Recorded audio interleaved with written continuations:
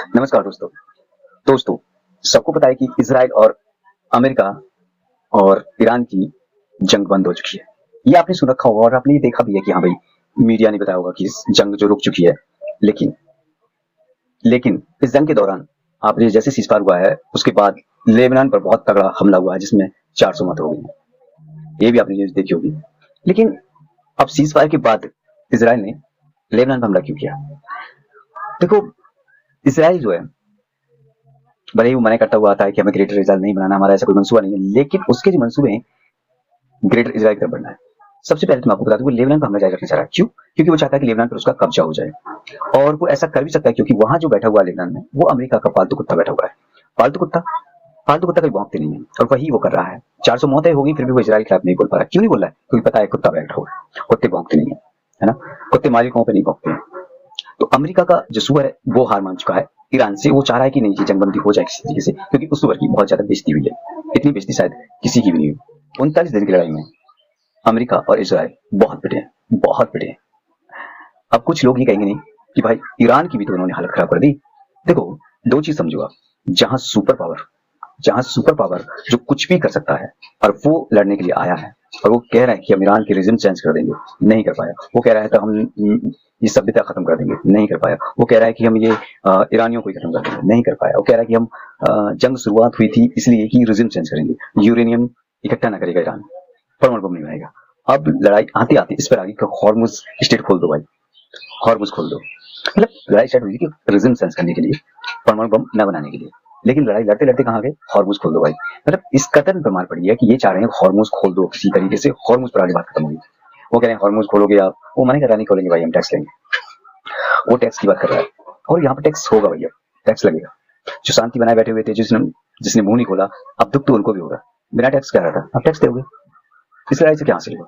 इस लड़ाई से केवल हमें इतना मिला कि जो चीज पहले फ्री थी अब वो पैसे में हो गई है। जो पहले फ्री चल रहा था, जो रास्ता पहले फ्री था, अब उस पर टैक्स लग गया है।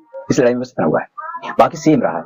कुछ अधिकारी, कुछ नेता मरे हैं, वो तो आई डोंट नो। लड़ाई में अक्सर होता है कि इस लड़ाई में ऐसा होता है कि लोग मरते हैं, सिविलियंस मरते हैं, मरे, नुकसान होता हुआ। लेकिन जंग ने कहां रुक लिया कि अब जो अमेरिका का सुअर है वो कह रहा बार बार भाई स्टेट हॉर्मुज खोल दे, हॉर्मुज खोल दे। वो मैंने कहा बार बार नहीं खुलेगा भाई। खुलेगा लेकिन दोस्तों के लिए खुलेगा, लेकिन टैक्स पे करोगे तुम। चुंगी लगा दी इसने, टैक्स दोगे, जाओगे तो टैक्स दोगे। यूएई जिनकी अच्छी खासी ग्रोथ थी, जीडीपी थी, अच्छा खासा रुतबा था इस लड़ाई से पहले, वो सब खत्म। सऊदी अरब का रुतबा खत्म। ये दिखाई देगी किधर। अब इस लड़ाई से एक बात तो साबित होगी कि मुसलमान मुसलमान ही नहीं रहे भाई। हाँ, लेकिन आप देख लीजिए सऊदी अरब को, नाम का मुसलमान है, क्या है, किसके साथ खड़ा होना था, किसके साथ खड़ा हुआ है। तो जाहिर सी बात है, मुसीबत है, ये खुद अपने को लेकर आएंगे।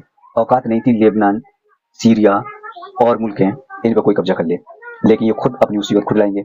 जब ये तो अपने ही देश को मरवाएंगे, अपने ही मुस्लिम लोगों को मरवाएंगे, अपने ही लोगों के खिलाफ खड़े हो जाएंगे, तो जाहिर सी बात है एक एक करके नंबर सबका आना है। तो यूएई का भी आया और सऊदी अरब का भी आएगा, ऐसा नहीं है। तो हदीस के अनुसार तो यही होने वाला है कि सऊदी अरब भी तबाह होने वाले हैं। तो ये जो है अरब मुल्क है, तबाह हो जाएंगे। तो ये तबाही की तरफ बढ़ चुके हैं, और अगर अब ना बढ़े तो आने वाले टाइम में बढ़ जाएंगे, क्योंकि हरकतें इनकी यही है। और हरकतों से ये है कि मुसलमान रहेंगे नहीं। कहा गया था नाम के मुसलमान होंगे, तो हम अपनी आंखों से देख रहे हैं भाई नाम के मुसलमान है। जो मुसलमान ही मुसलमान पर अटैक कर रहे हैं, तो काहे के मुसलमान है। ये भी आप देख रहे हैं। इस जंग से एक चीज और पता चली कि भाई मुसलमान मुसलमान नहीं है। ऐलान कर दिया, वो जीत गया।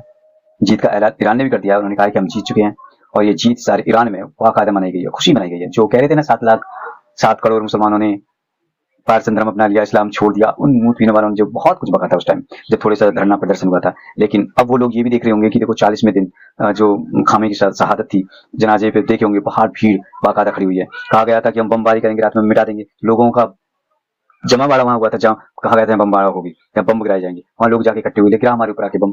ये मुसलमान थे भाई। और कुछ मूत पीने वाले अभी ओ हो मुसलमानों ने वहां पे, बहुत मूत पीने वालों ने, मूत पीने वाले अपने अपने तरीके से बता रहे हैं कि भाई जो गोबर खा रहे हैं, जो मूत पी रहे हैं, वो केवल यही बता रहे हैं कि मुसलमानों ने, 7 करोड़ मुसलमानों ने इस्लाम छोड़ दिया, इस्लाम। और वो कौन लोग हैं फिर जो अपनी सड़कों पर खड़े हुए हैं, जो अपनी सेना के साथ खड़े हुए हैं। ये ईरान विशेष दो देशों की लड़ाई रही ही नहीं थी। ये तो जनता और सुअर के बीच से लड़ाई हुई थी। सेना लड़ाई नहीं लड़ रही थी, वहां की जनता लड़ाई लड़ रही थी। ईरान की जनता लड़ रही थी, जो अपने देश पर मर मिटने के लिए तैयार थे। बहुत बहुत ताकत से जंग लड़ी उन्होंने। तो जज्बा था उन लोगों के अंदर, उन्होंने अपने जज्बा दिखाया, हौसला दिखाया, और उन सुअरों के मुंह पर मुंह था जो मूत पीने वाले थे कि देखो इस्लाम अभी है वहां पर, इस्लाम ही है वहां पर। जो सड़कों पर खड़े होकर कह रहा है कि आज अब हम गिरा हमारे ऊपर, वो इस्लाम है, वो मुसलमान थे, खड़े हुए थे, डर नहीं रहे थे। ये वो कौम है जिन्हें डराने की बात करते हैं। बहरहाल छोड़िए इन बातों को, मुंह थूकने वालों से क्या बहस करनी।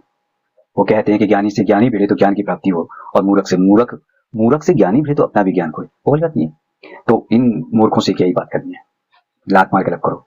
इनका तो इग्नोर जितना कर सकते हो करो, ये है इसी लायक।